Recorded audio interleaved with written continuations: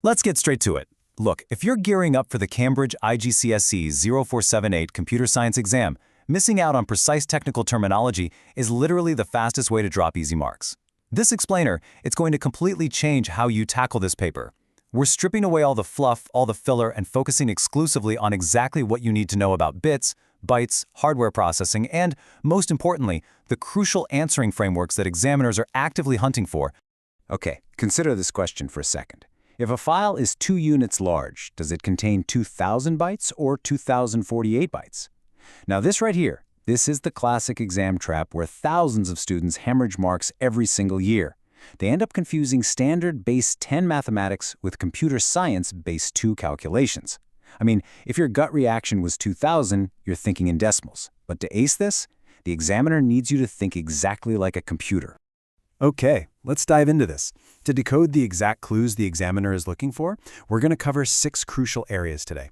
We'll hit the IGCSE exam trap, mastering storage units, binary, hex, and hardware. Then we'll get into the top band answer framework, upgrading flawed answers, and finally, some final exam secrets. So, starting off with Part 1, the IGCSE exam trap. Here's the thing. Rote memorization will absolutely fail you if you don't grasp the underlying mechanics. See, a standard student looks at a storage question and just assumes kilo means 1,000 bytes. You know, just like a kilometer is 1,000 meters. Makes perfect sense, right? But no, the examiner demands that you recognize the prefix kibi, which equals exactly 1,024 bytes. Writing down 1,000 is going to get you 0 points. Let's look at exactly why that happens. Which brings us to Part 2, mastering storage units, the real fundamental building blocks here. And this brilliantly illustrates the exponential scale of digital storage we're dealing with. So starting from the absolute smallest unit, a single bit, we scale all the way up through nibbles, bytes, and kibibytes. And from there, the scale just keeps going in multiples of 1024. You've got your mebibyte, gbibyte, all the way up to a yobibyte. Just to put that into perspective, a yobibyte is so incredibly massive, you could use it to store 1 billion years of ultra-high-definition video. We literally haven't even needed to invent a measurement larger than that yet. But hey, let's clear up the mystery behind this specific number. Why 1024 and not a nice round 1000? Well, it's because computers count in binary, using a system of powers of 2. Every single new number in the sequence basically doubles the previous one. It goes 1, 2, 4, 8, 16, 32, 64, 128, 256, 512, and then boom, 1024. So while kilo in everyday life is 10 to the power of 3, so 1,000 times the value of 1, kibi in computer science is 2 to the power of 10. That makes it exactly 1024 times the value of 1. All right, moving into Part 3, binary, hex, and hardware. Now, I promise I'll be revealing the ultimate answering framework in just a minute, but first, you really need to see how hardware actually processes these numbers. Now, what's really interesting about this slide is how the physical components actually process the math. Processing happens in components like registers and memory, which are just packed with billions of transistors. And a transistor? It's basically a tiny physical switch. It either holds an electric charge, which represents a 1, or it holds absolutely no electric charge, representing a 0. Logic gates then take those physical charges and use them to make on or off decisions. So it's literally the physical hardware limitations that force computers to think in base 2 binary. They have absolutely no other choice. But here's the catch. Binary is incredibly frustrating for humans to read. Staring at a massive string of ones and zeros is basically a recipe for human error.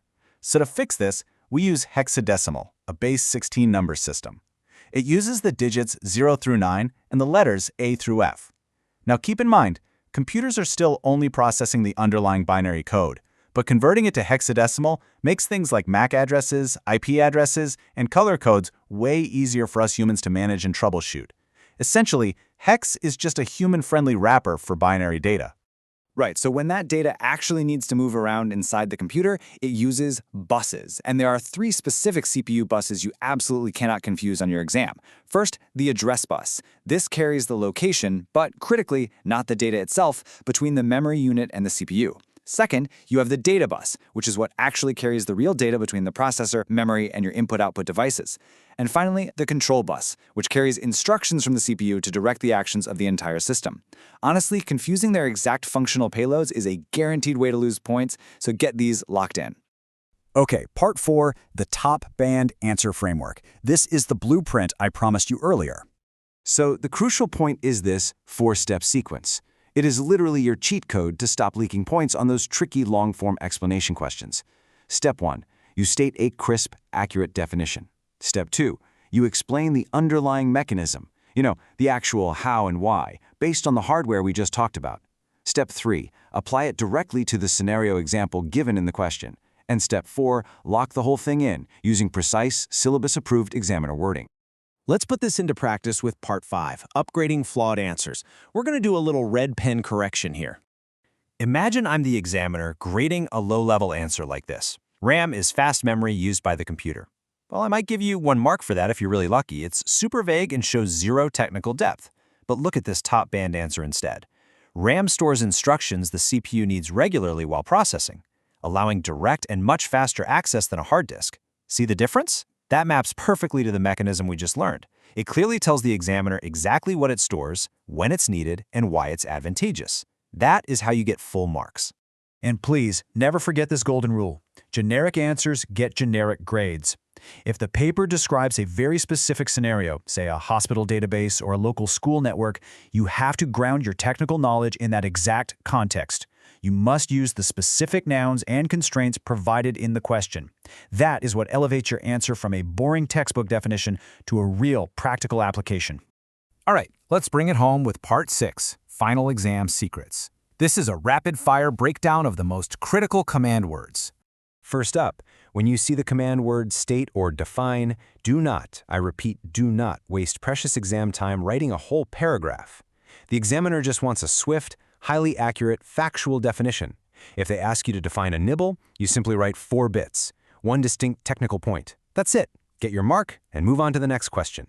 Now, if the command word is describe, your strategy has to change. You actually need to paint a picture of what is happening. You must detail the distinct characteristics of the mechanism itself. For example, you'd need to detail the exact flow of data along the address bus versus the data bus. Let's move to and see how this builds when we hit the word explain. This requires the absolute deepest level of our framework. You can't just describe what's happening anymore. You have to prove exactly why it happens or how it works based on the underlying computer science principles, like really explaining how physical transistor charges actually force the entire system to use binary. And here is a crucial piece of mark scheme psychology for you. 1 mark usually needs 1 distinct technical point. You've got to stop padding your answers with extra fluff.